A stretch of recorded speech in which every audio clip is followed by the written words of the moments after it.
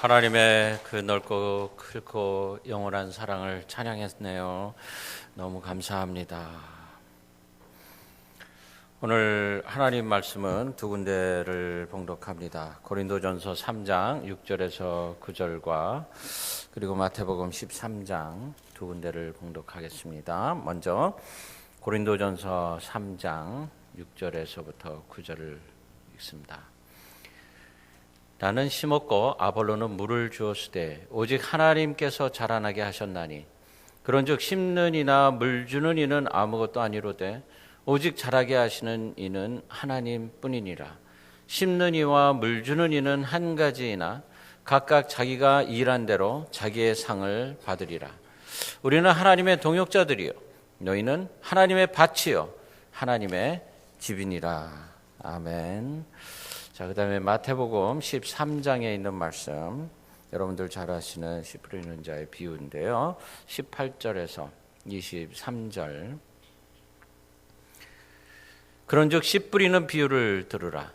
아무나 천국 말씀을 듣고 깨닫지 못할 때는 악한 자가 와서 그 마음에 뿌려진 것을 빼앗나니 이는 곧 길가에 뿌려진 자요 돌밭에 뿌려졌다는 것은 말씀을 듣고 즉시 기쁨으로 받되 그 속에 뿌리가 없어 잠시 견디다가 말씀으로 말미암아 환난이나 박해가 일어날 때는 곧 넘어지는 자요. 가시떨기에 뿌려졌다는 것은 말씀을 들으나 세상의 염려와 재물의 유혹에 말씀이 막혀 결실하지 못하는 자요. 좋은 땅에 뿌려졌다는 것은 말씀을 듣고 깨닫는 자니 결실하여 어떤 것은 100배, 어떤 것은 60배, 어떤 것은 30배가 되느니라 하시더라. 아멘. 자, 오늘 두 군데 말씀을 봉독을 했습니다. 땅 이야기예요. 땅, 밭에 대한 이야기입니다. 저는 2018년을 시작을 하면서 저와 여러분들이 이 2018년 한 해가 정말 옥토와 같은 그런 모습으로 풍성한 열매를 걷기를 간절히 바랍니다. 도대체 이것이 두 군데에 있는 이 땅 이야기가 도대체 무엇인가, 이걸 오늘 보려고 합니다. 공통점이 있습니다. 잘 들으셔야 됩니다. 오늘은 마치 성경 공부를 하는 것 같다라는 생각이 들을 수도 있어요. 네 가지 원리를 말합니다. 고린도전서 3장 말씀을 보면 첫째는 땅이 있어요. 두 번째 식물이 있죠. 세 번째는 물 주는 사람이 있다 그럽니다. 그 다음에 네 번째는 키우는 분이 있답니다. 자, 그리고 9절 말씀을 보면 뭐라 그랬냐면 우리는 하나님의 동역자들이요 너희는 하나님의 밭이요 하나님의 집이니라 그랬어요. 우리가 뭐라고요? 밭이라 그랬습니다. 우리가 밭이라 그랬어요. 여러분들 이 말씀 읽으시면서 다 이해가 되셨죠? 그죠? 아멘. 다 이해가 되셨는 줄로 믿습니다. 근데 이 말씀을 한 번에 다 이해하시는 분은 정말 천재. 대단히 영적인 분이세요. 말씀대로 나는 밭입니다. 땅입니다. 나라는 밭 안에는 식물이 하나가 있어요. 밭이라는 나는 내 안에 식물이 잘 자라게 하는 역할을 해야 한다는 뜻이죠. 내가 밭이니까. 그렇죠? 여기 이해가 필요한 부분이 있습니다. 내가 자라게 하는 그 식물과 나는 어떤 관계가 있는 걸까?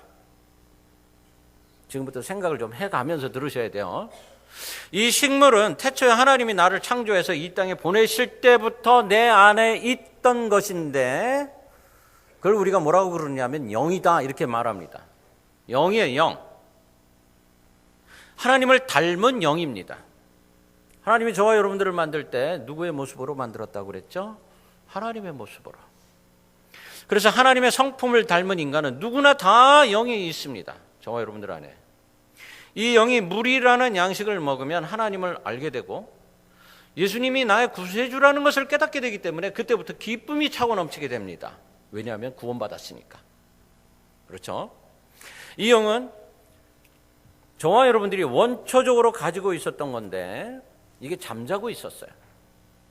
이렇게 잠자고 있던 영이 주님의 말씀으로 깨어납니다. 하나님의 말씀을 들으면서 번뜩 깨어나는 거예요. 아, 내가 이런 사람이었구나. 몰랐네. 잠자고 있던 내용이 깨어났어요. 본문에서는 유대인들이 아볼로의 도움으로 아볼로가 준 물로 깨어났다 이렇게 표현이 되어 있는데 바로 그 유대인들이 바로 저와 여러분들이랑 똑같아. 이 영이라는 식물은 성장하는 특성을 가지고 있습니다. 근데 성장을 하려면 계속적으로 양식을 먹어야 돼요. 그렇죠? 물이라는 양식을 먹어야 된다는 거예요. 여기에 누가 물을 줬다 그랬어요? 말씀 속에서? 아볼로가 물을 주었다 그랬어요. 아볼로는 만나는 사람마다 물을 주었습니다.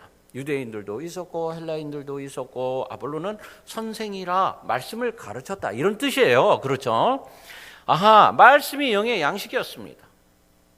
아볼로는 만나는 사람마다 영의 양식을 주는 겁니다. 그러므로 이 식물이 내 안에서 깊은 잠에서 깨어난 내 영이라면 이 영이 없으면 땅이 땅의 역할을 못하는 거예요. 땅의 존재 이유도 없다는 겁니다. 근데 내가 누구라고? 밭, 땅. 내가 땅이에요. 영이 없는 땅은 불모지.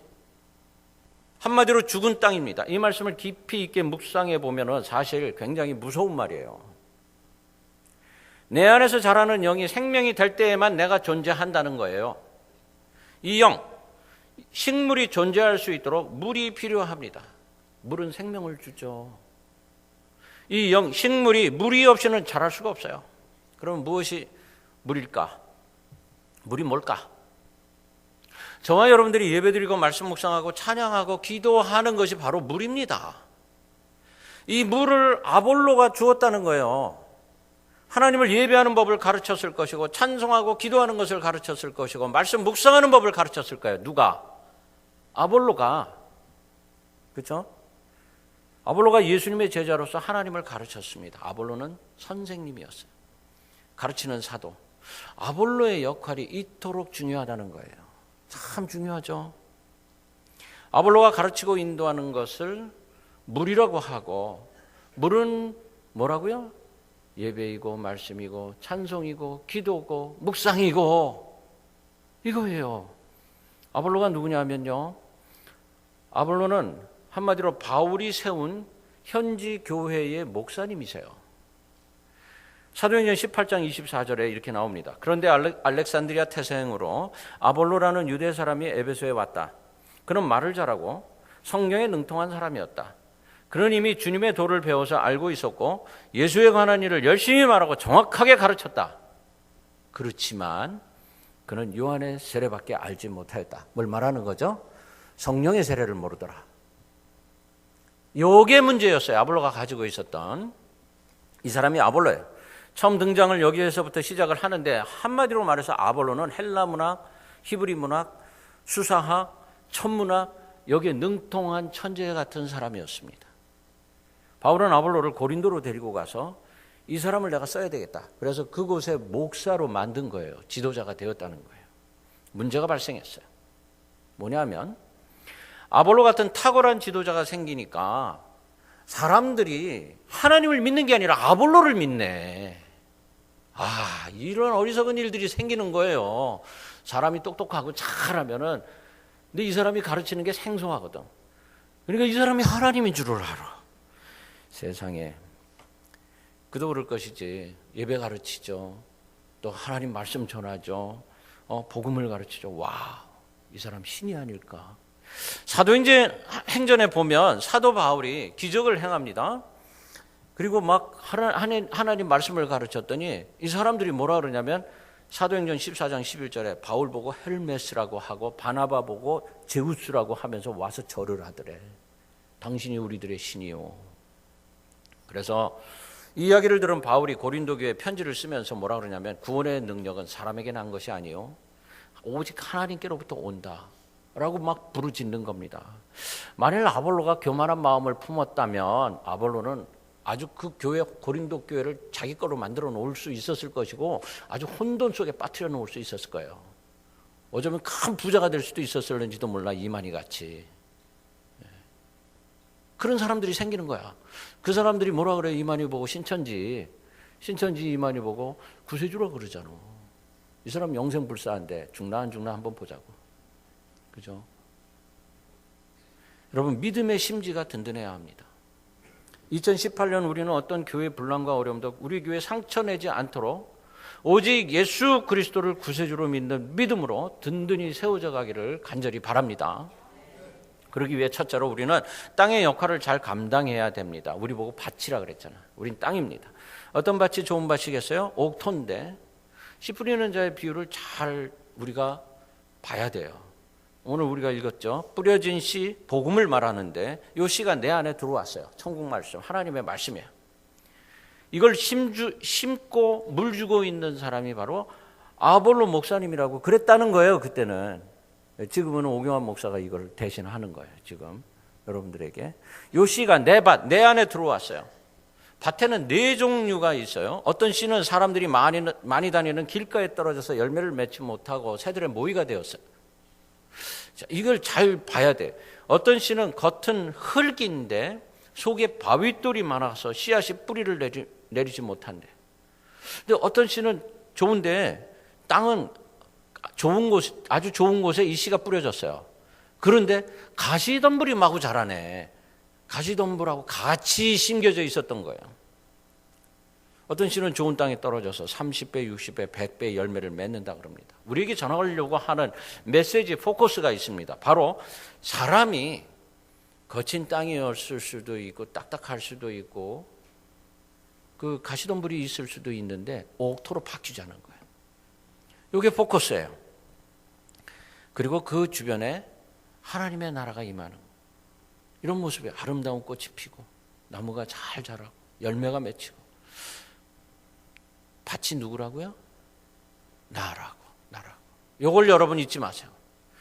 제가 목사로서 이 말씀을 저에게 한번 적용을 해봤어요. 저는 주의 종으로서 이제 주님의 명령대로 날마다 말씀의 씨를 뿌리는데 저는 이 말씀을 제 나름대로는 아주 잘 다듬어 가지고 좋은 씨앗으로 만들어서 뿌립니다. 그런데 옥토를 골라서 뿌리는 게 아니에요. 저는 나름대로 좋은 씨앗을 그냥 마구 뿌립니다. 이 땅이 좋은 땅인지 나쁜 땅인지 알 길이 없어요. 제가 잘 못하고 있는 건 아닌가? 뭐 이런 생각이 잠깐 들었다가 말았어요. 근데 복음서에 씨 뿌리는 자가 저하고 똑같은 애. 그분들이 바로 사도들이었어요. 바울 사도, 바나바 사도, 베드로 사도, 아볼로 사도. 문제는 그 땅의 주인이 누구냐 하는 겁니다. 길가, 돌짝밭, 가시덤불 땅, 밤마다. 근데 이 이름이 써 있는 게 아니에요. 이 밭의 주인이 누구인지 알 길이 없습니다. 복음을 뿌리는 자는 밭의 주인이 누구인지 알 필요가 없어요.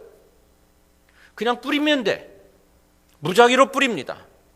전도는 골라서 하는 게 아니에요. 그냥 마구 뿌리는 거예요. 주님이 뭐라 그러셨냐면 귀 있는 자는 들을지어다 그랬어요. 그리고 마지막 날에 알곡과 갈라지를 골라내겠다 그랬어요. 이 말씀이 무슨 뜻이냐 하면은 듣든지 말든지 니들이 알아서 해. 이런 뜻이에요, 여러분. 깨닫든지 말든지 네 탓이야. 이 말씀이에요. 모든 책임이 누구에게 있는 거예요? 나한테 있는 거예요, 나한테. 여러분, 맨발의 전도자 최춘선이라는 할아버지 이야기를 아시나요? 만일 우리가 지하철에서 맨발로 극성스럽게 예수 찬당! 불신지요! 이러면서 맨발로 걸어 다니는 사람이 있다 그러면 여러분 무슨 생각이 들겠어요? 아, 꼭 저렇게 해야 되나? 아마 이런 생각 들걸. 아, 뭐 저렇게 극성이요. 그 고개를 갸우뚱하고 많은 분들은 부정적인 반응을 보일 수도 있을 거예요. 그냥 한겨울에도 맨발로 다니셨어요. 이 김우현이라는 감독이 이분의 영화를 만들었어요. 이력을 조사를 해봤더니 1970년대에 김포 지방의 거부였어, 거부. 부자였어요.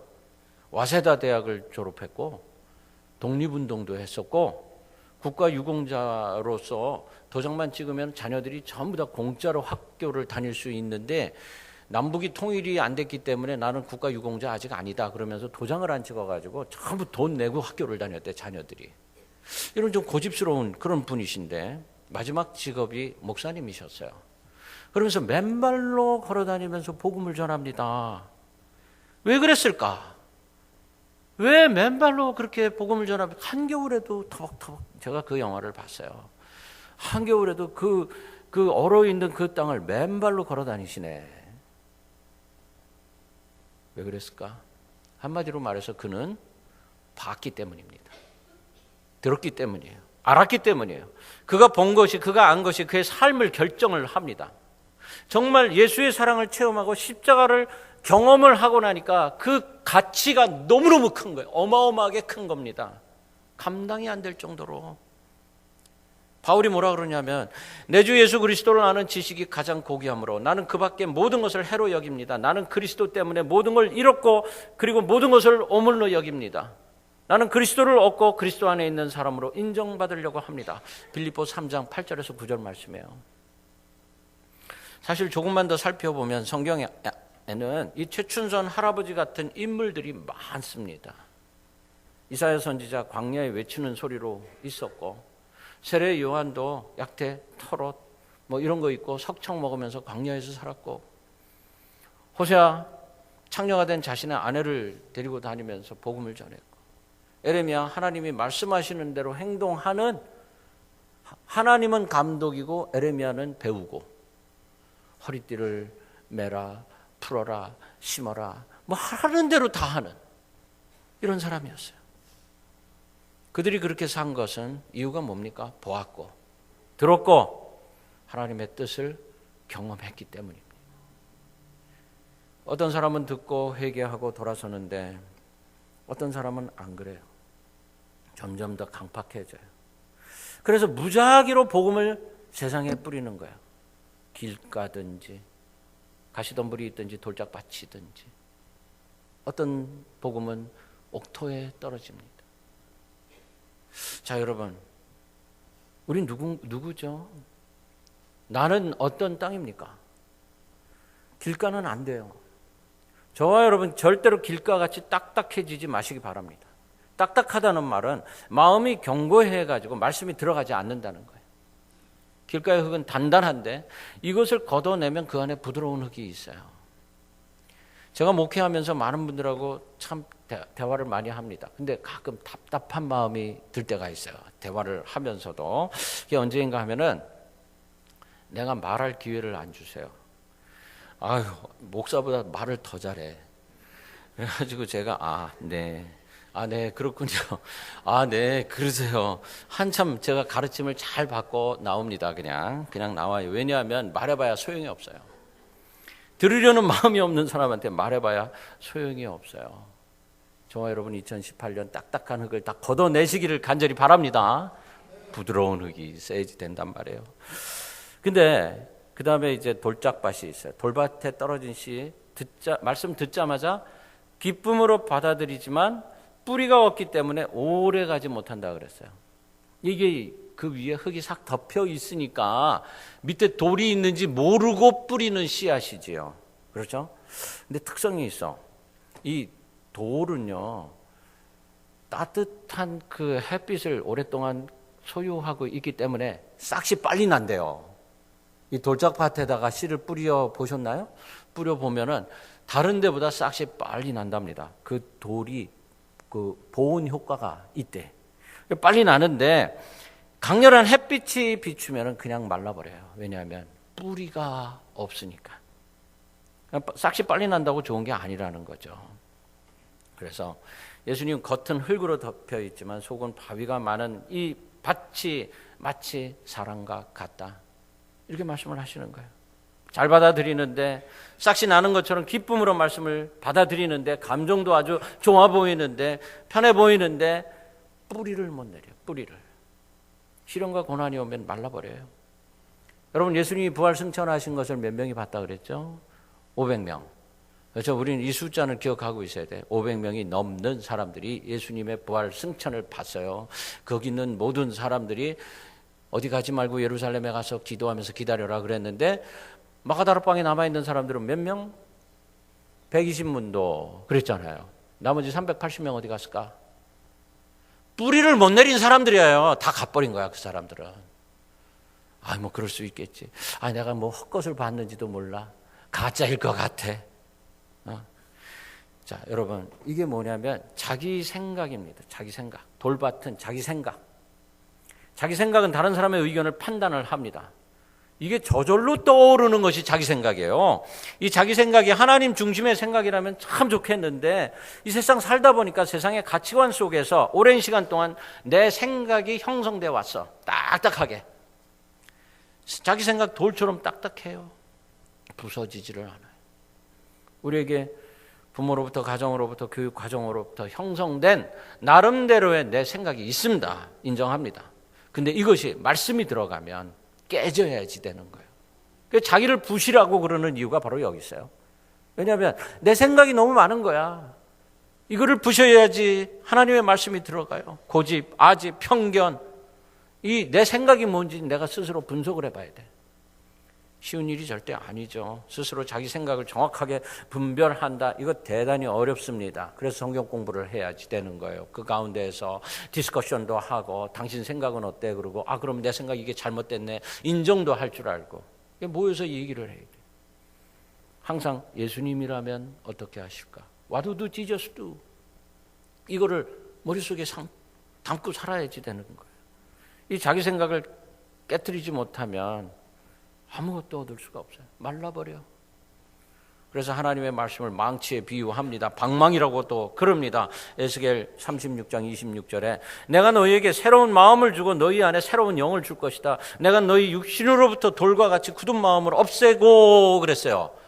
돌과 같이 굳은 마음을 없애고 너희에게 살처럼 부드러운 마음을 줄 것이다.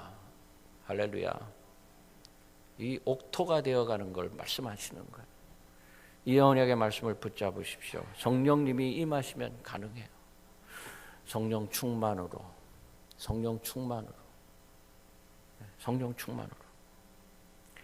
세 번째 씨가 떨어진 땅이 가시덤불이 무성한 땅이라 그랬습니다. 이 파트가 가장 중요해요. 바로 저와 여러분들이 여기에 속해요. 22절에 가시덤불 가운데 떨어진 씨는 말씀은 들었지만 이 세상의 걱정과 돈의 유혹이 돈 얘기하시네. 예수님이 돈 얘기를 하시네. 이거 아주 굉장히 중요한 파트예요. 그렇죠? 돈의 유혹이 말씀을 막아 열매 맺지 못하는 사람이다. 가시덤불이 자라는 토양은 좋은 흙입니다. 아주 좋은 흙에서 가시덤불이 자라요. 토양이 좋다는 거예요. 그 땅 밑에 돌도 없어. 표면 단단하지도 않아. 문제는 씨보다 가시덤불이 먼저 자라는 거야. 흙의 영양분을 가시덤불에게 빼앗겨서 성장이 안 돼요. 흙은 좋은데 유혹에 잘 넘어가. 흙이 좋다라는 뜻이 뭔가 하면요. 착하다는 겁니다. 착하다는 거. 우리 교인들 다 착해요. 우리 시옷교회 다 착해. 마음이 착한 사람들이 이단이나 거짓 사상에 잘 빠집니다. 길가와 같이 표면이 단단한 사람, 고집 있는 사람 안 빠져요, 잘. 돌같이 단단한 사람 여간에서 잘 안 넘어가요. 착한 사람들이 넘어가. 이 여린 사람들이 좋은 말씀, 좋은 메시지를 잘 듣고 잘 성장했으면 얼마나 좋겠어요.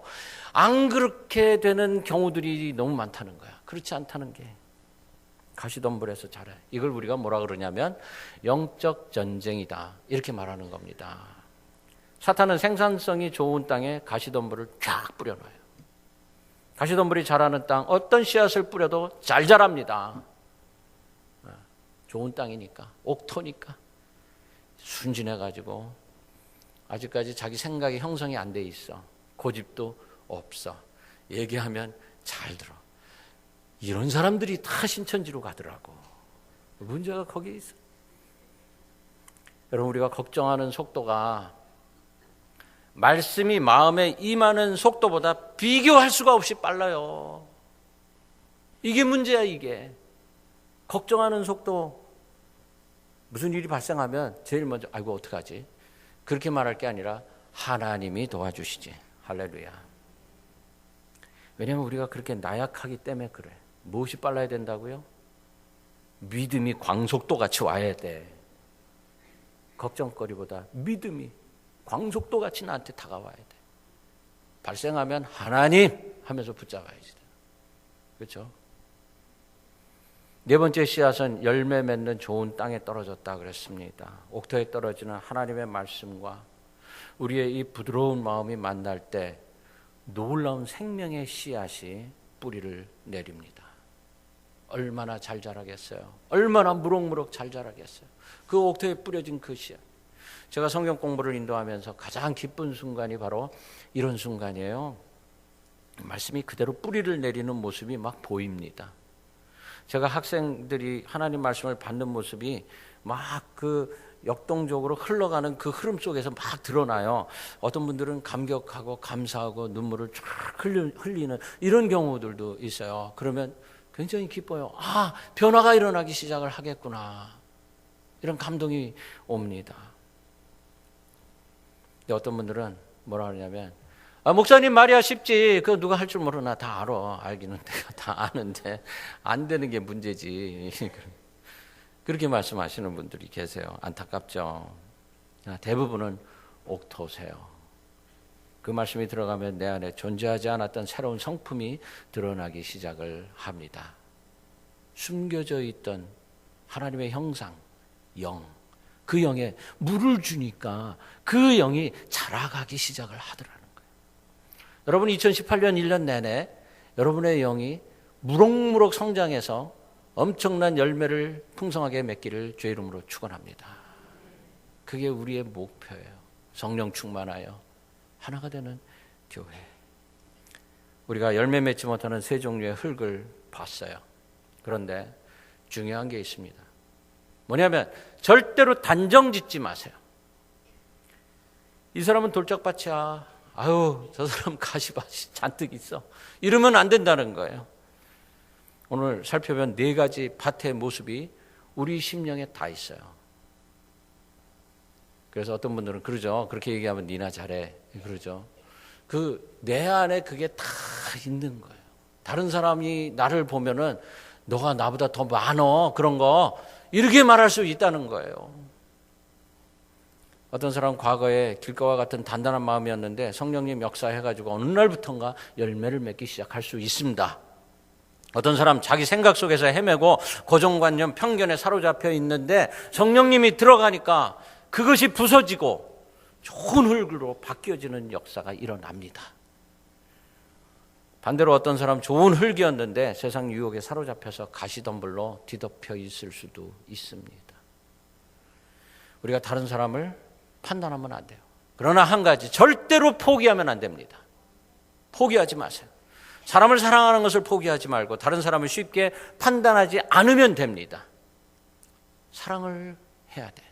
오늘 우리 성가대가 사랑 찬양을 했어요. 하나님의 그 크시고 놀라우시고 영원하신 사랑.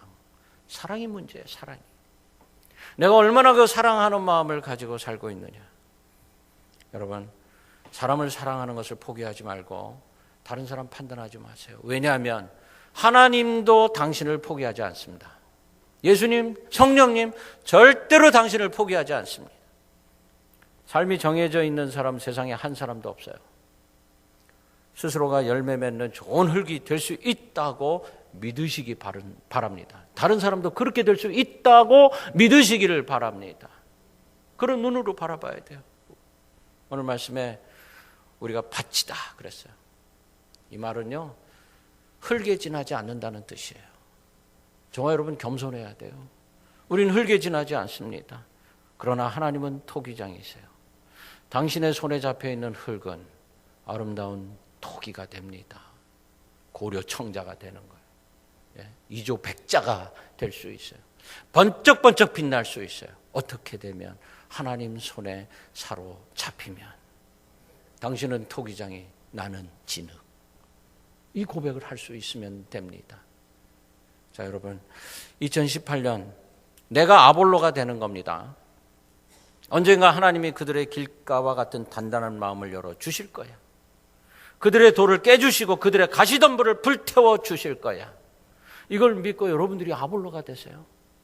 2018년 말씀이라는 물, 예배라는 물, 기도라는 물로 죽어있던 영을 깨우는 사역을 시작하십시오. 하나님의 나라가 우리 안에, 가정 안에, 교회 안에 온전히 임하는 역사를 경험할 수 있기를 간절히 바랍니다.